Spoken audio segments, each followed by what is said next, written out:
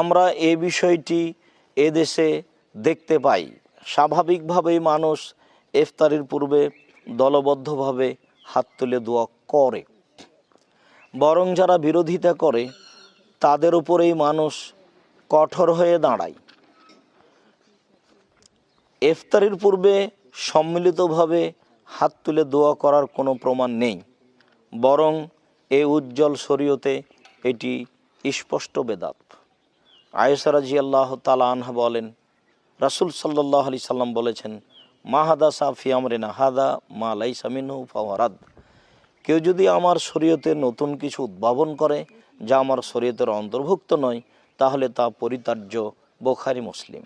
কিন্তু ব্যক্তিগতভাবে হাত তুলে দোয়া করার অনেক হাদিস আছে, অতএব আমরা হাত তুলে দোয়া করতে পারি, দলবদ্ধ নয়, ব্যক্তিগতভাবে ইফতারের পূর্ব মুহূর্তেও পারি।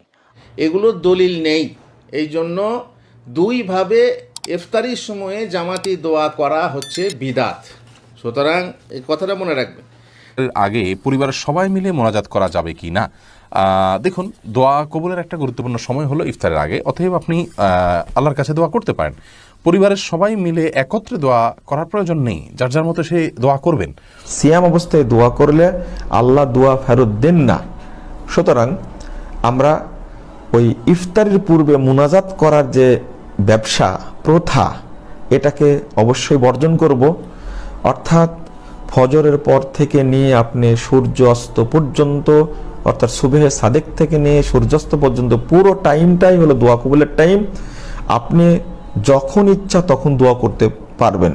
ইফতারের পূর্বে এই লক্ষ্যে সম্মিলিত মোনাজাত করা হয় দলবদ্ধভাবে। যখন আমাদের সামনে ইফতার পরিবেশন করা হয়, ইফতারের 2-3 মিনিট আগে ইমাম সাহেব মুসল্লিদেরকে সম্মিলিত দলবদ্ধভাবে মোনাজাত করা হয়। এর কি কোনো ভিত্তি আছে? আসলে শরীয়তে এর কোনো ভিত্তি নেই। রাসূল সাল্লাল্লাহু আলাইহি সাল্লাম বা সাহাবী তাবিন থেকে এর কোনো রাসূল সাল্লাল্লাহু আলাইহি সাল্লাম থেকে প্রমাণিত কোনো হাদিসে বা এর কোনো ভিত্তি শরীয়তে নেই। যেটা করা হয় এটা বিদআত। রাসূল সাল্লাল্লাহু আলাইহি সাল্লাম বিদআত থেকে দূরে থাকতে বলেছেন। অতএব ইফতারের পূর্বে সম্মিলিত মোনাজাত করা হয়। 4 রাকাত তারাবি নামাজের পর সম্মিলিত মোনাজাত করা হয়। এটা কি শরীয়ত সম্মত? আল্লাহ রাসূল সাল্লাল্লাহু আলাইহি সাল্লাম থেকে এমনগুলি প্রমাণিত নয়।